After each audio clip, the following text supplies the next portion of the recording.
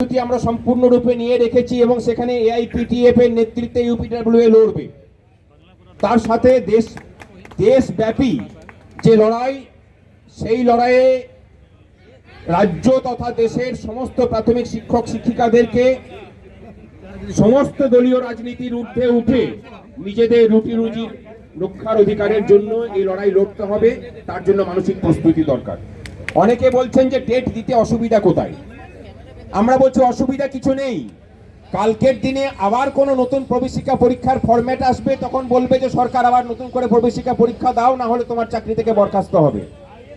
আজ থেকে 20 বছর পর সেটাও কি মেনে নেবেন? আমাদের প্রশ্ন সেটাও থাকলো। আর এই পরীক্ষাগারের মধ্যে দিয়ে শিক্ষক দিকেই কেন যেতে হবে?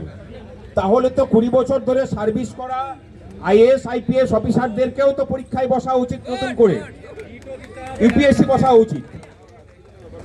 প্রতি 2 বছর 3 বছর অন্তর প্রত্যেকটা এমএলএ এমপিদেরও নতুন করে ভোট হওয়া উচিত। তাই তো হওয়া উচিত। কোথাও কোনো রকমের কোনো দুর্নীতি হলে সেখানেও নতুন করে নিযুক্তের প্রশ্ন ওঠা উচিত। সুপ্রিম কোর্টের যারা জাজ আছেন তাদেরকেও তো নতুন করে প্রবেশিকা পরীক্ষার মাধ্যমে আসা উচিত। আমাদের এই প্রশ্নও উঠানো প্রয়োজন যে কেন জাজেদের ক্ষেত্রে সিলেকশন হবে, কেন তারা মানে নিজেদের যোগ্যতা প্রমাণ দিয়ে কেন আসবেন না। আমি বেশি বলছি না, প্রচুর বক্তা আছেন। ভালো থাকবেন সকলে, একজুট থাকুন। একজুট হয়ে हम लोग को लड़ना होगा।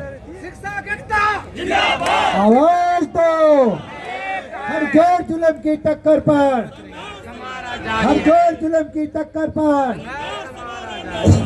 अब मैं इसी कड़ी में झारखंड से हमारे जितेंद्र दुबे जी जो वहाँ के अध्यक्ष प्रतिनिधि के रूप में आए।